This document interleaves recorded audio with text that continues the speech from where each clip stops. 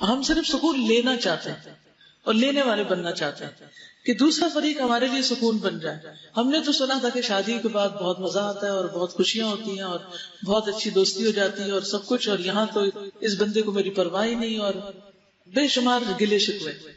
لیکن ہم یہ نہیں سوچتے کہ شادی کے اس رشتے میں بننے کے بعد ہمارے اوپر کیا فرض عائد ہوا, ہمیں کیا ذمہ داری دی گئی. رسول اللہ صلی اللہ علیہ وسلم نے ایک اچھی بیوی کی جو صفات بیان کی ہے وہ ہم میں سے کتنی عورتوں کے اندر ہے. نبی صلی اللہ علیہ وسلم نے فرمایا, کیا میں تمہیں تمہاری ان عورتوں کی خبر نہ دوں جو جنت میں ہوگی, جنت میں جانے والی عورتیں. ہم نے کہا ضرور ہے اللہ کے رسول صلی اللہ علیہ وسلم. آپ نے فرمایا محبت کرنے والی, زیادہ بچے پیدا کرنے والی. جب اسے غصہ آئے یا اس کے ساتھ برا کیا جائے یا اس کا شوہر ناراض ہو تو وہ شوہر کو کہتی ہے کہ میرا ہاتھ آپ کے ہاتھ میں ہے اور میں اپنی آنکھوں میں نیند کا سرما نہیں لگاؤں گی جب تک آپ راضی نہ ہو جائیں. یعنی ہر قیمت پر شوہر کو راضی کرنے والی.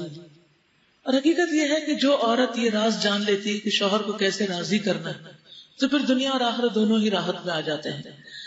رسول اللہ صلی اللہ علیہ وسلم نے فرمایا, تمہاری بہترین بیویاں وہ ہیں جو محبت کرنے والی, زیادہ بچے پیدا کرنے والی, ہم نوائی کرنے والی یعنی ہاں میں ہاں ملانے والی, ہر بات میں تنقید نہیں, اور ہمدردی کرنے والی ہوں بشرطے کہ وہ اللہ سے ڈرنے والی, یعنی دل میں اللہ کا ڈر ہو اور اللہ کی خاطر ہی صبر کر کے یہ ساری قربانیاں کرنے والی.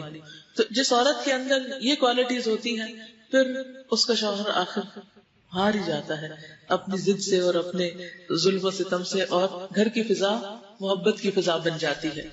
اسی طرح شوہر کے لیے بھی ہے کہ وہ اپنی بیوی کے لیے سکون کا باعث ہو. نبی صلی اللہ علیہ وسلم نے فرمایا, خیرکم خیرکم للنساء, تم میں سے بہترین شخص وہ ہے جو اپنی بیویوں کے لیے اچھا ہے.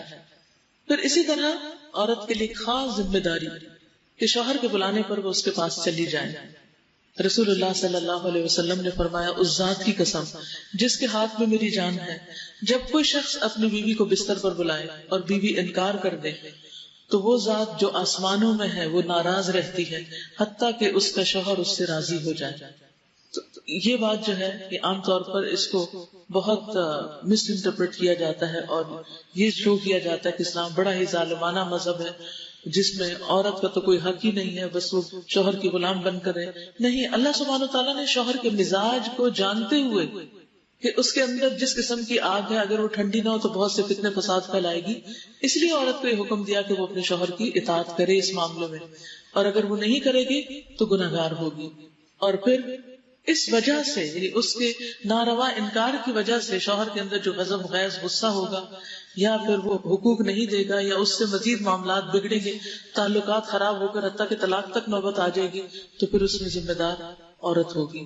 یعنی اگرچہ شوہر کا ظلم وہ بھی اللہ تعالیٰ دیکھتا ہے, لیکن سبب کیا ہے, ریزن کیا ہے, روٹ کاز کیا ہے, اس کو جاننے کی ضرورت ہے.